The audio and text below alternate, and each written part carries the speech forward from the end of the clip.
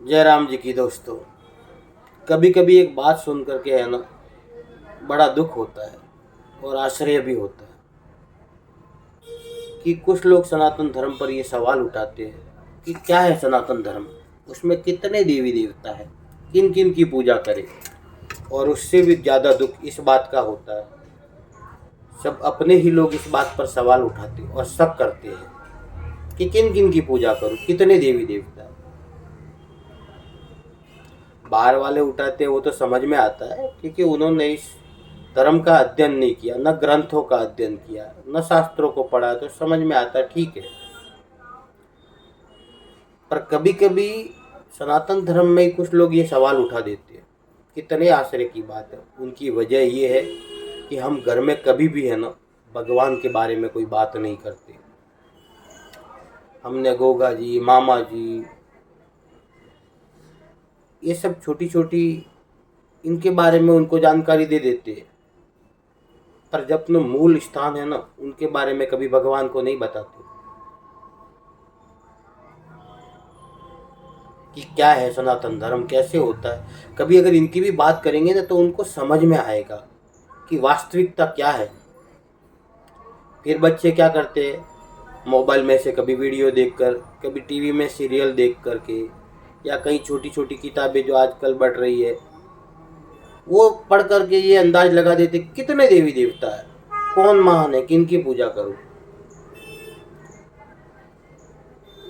उनको इन सब से बचाने के लिए हमें है ना, घर में कभी कभी ये चर्चा भी करनी पड़ेगी और उनको सही शास्त्र पढ़ाने होंगे। जैसे श्रीमद् भगवत गीता जी है, शिव महापुराण है, भागवत महापुराण है। वो जब भी पढ़ेंगे ना, उनमें उनको ये समझ में आएगा कि भगवान तो एक ही है, ये उनके अवतार है जो जगत कल्याण के लिए नाना स्वरूपों में आते हैं और अपना कार्य करके वापस वैकुंठ पधार जाते हैं। ये जिम्मेदारी हमारी भी है। नहीं तो वो टीवी सीरियलों में देख करके ये सब उनके दिमाग में वही ख्याल आता है, कैसे कैसे टीवी सीरियल बताते हैं। एक वो जमाना था जब रामानंद जी सागर ने रामायण बनाई थी, महाभारत B.R. चोपड़ा जी ने बनाई थी। उनमें वो चीज़ बताते थे। उनका बहुत बड़ा एहसान है सनातन पर कि उन्होंने जागृत किया। जागृत होने का अर्थ यही है कि हमें अपने धर्म के बारे में ज्ञान होना चाहिए, ताकि कभी कोई सवाल उठाए तो उन्हें हम सही व्यवस्थित समझा सके कि भाई ये इस वजह से है। भगवान तो एक ही है। आपने देखा है कि भगवान शिव तो कभी अवतार लेते नहीं। इसका कारण भी है कि वो जगत गुरु है, निराकार परमात्मा का निराकार स्वरूप है। वो देवों के देव होने से हम उनको महादेव कहते हैं।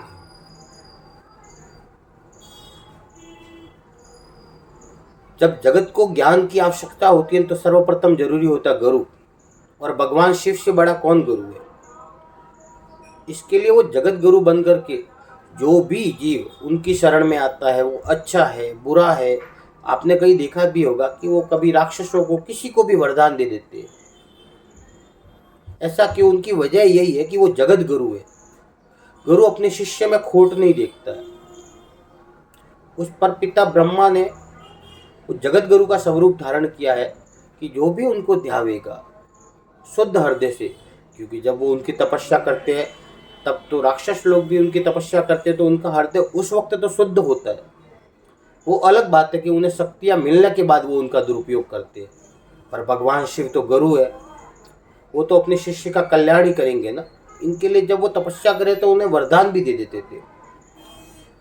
उनके लिए भूत प्रेत डाकिनी शाकिनी कोई भी मतलब ऐसा नहीं है कि भाई, वो बस जो भी अपनी शरण आता है उन्हें ज्ञान प्रदान करते हैं, भक्ति प्रदान करते हैं, सुख संपत्ति यश ऐश्वर्य प्रदान करते हैं।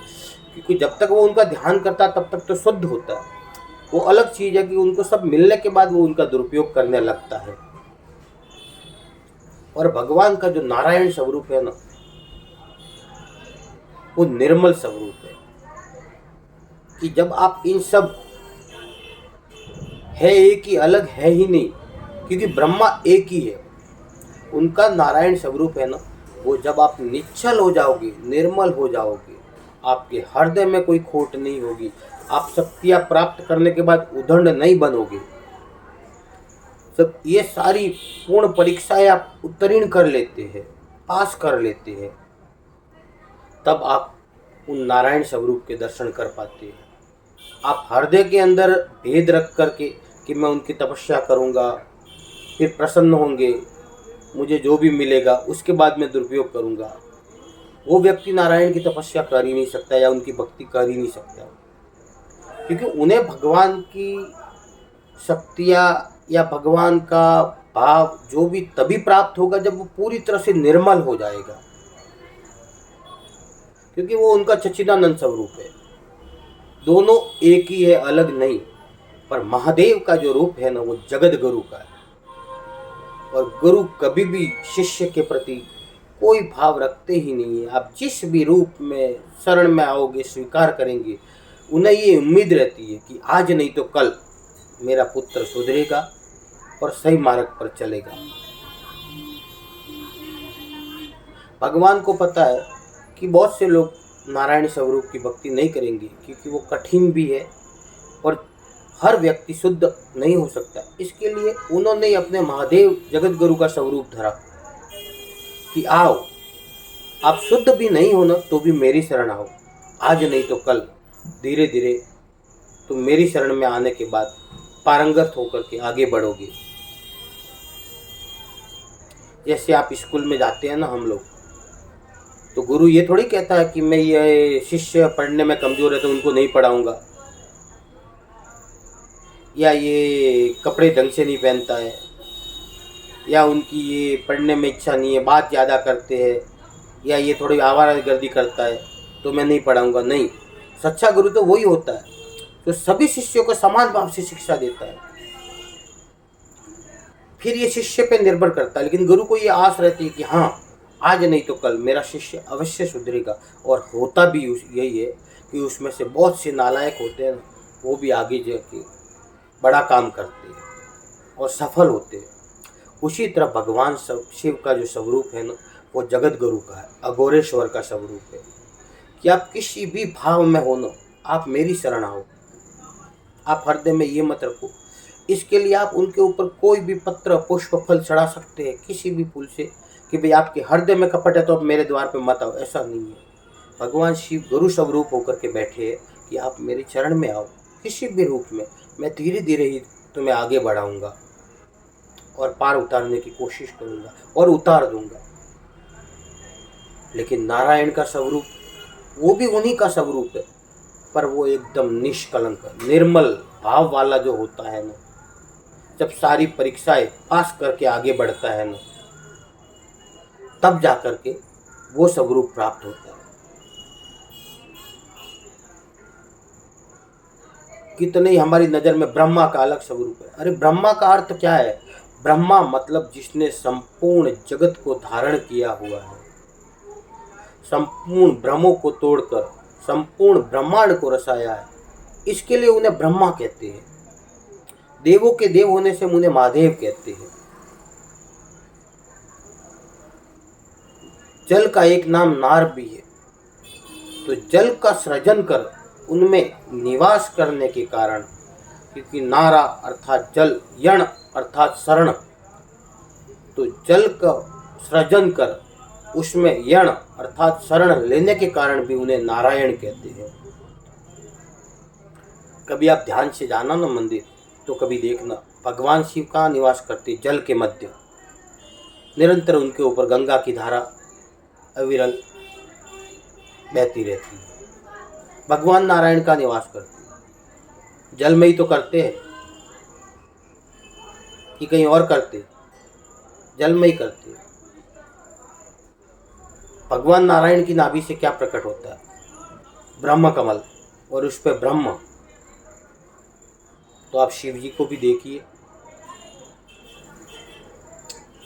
जो वेदी है ना, वो ही निराकार परमात्मा की नाभि है, और उस वेदी से जो ब्रह्म उत्पन्न होता है, दर्शाया गया है, वो ही भगवान शिव, शिवलिंगम। और उन पर जो सर्प विराजमान है ना, वो क्या है?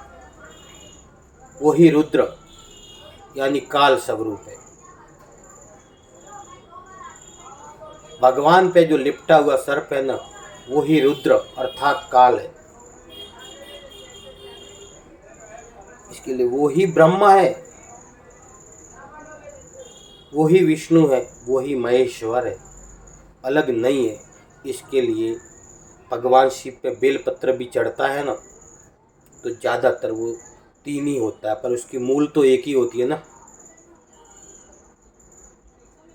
उस तीनों बेलपत्रों की मूल तो एक ही होती है ना। ये जो अपने को बार बार सिखाते हैं कि मैं ब्रह्मा एक ही हूँ, ये मेरे स्वरूप है। आपको जो भी स्वरूप प्रिय है ना, उस स्वरूप को धारण कर आप आगे बढ़ो, उसकी आराधना करते हुए आगे बढ़ो। अनंत तो मेरी ही शरण में आना है। भगवान नारायण या भगवान शिव अलग नहीं है। नारायण सगुण स्वरूप साकार है, वो भी जल में निवास करते हैं। भगवान अनंत शिव भी जल में निवास करते हैं। उन्हें बेलपत्र चढ़ता, वो भी 3 है, जिन्हें हम ब्रह्मा विष्णु महेश्वर भी कहते हैं, पर मूल तो एक ही है ना। भगवान शिव की जो वेदी है ना, वो हमारी नाभि के समान है, और शेष सागर है ना, वो हमारा उदर है, पेट है। उसके मध्य नाभि है ना, वो शिव सागर ही है। उसके अंदर गहरे गहरे है ना, जहाँ से हमारी श्वास प्रकट होती है ना, वो ही परमात्मा है। जब उन चैतन्य का ये मन होता है ना कि अब इस देह को छोड़ दे, वो धीरे धीरे स्वयंभू, उन्हीं के लिए हम उनके स्वयंभू कहते हैं कि श्वास कैसे प्रकट होती है, स्वयंभू ही होती है ना, कोई प्रकट तो नहीं करता ना। तो वो अपना स्वयंभू स्वरूप समेट लेता है, सांस बंद हो जाती है, देह शीतल होकर सड़ गल जाती है। इससे ज़्यादा कुछ होता है?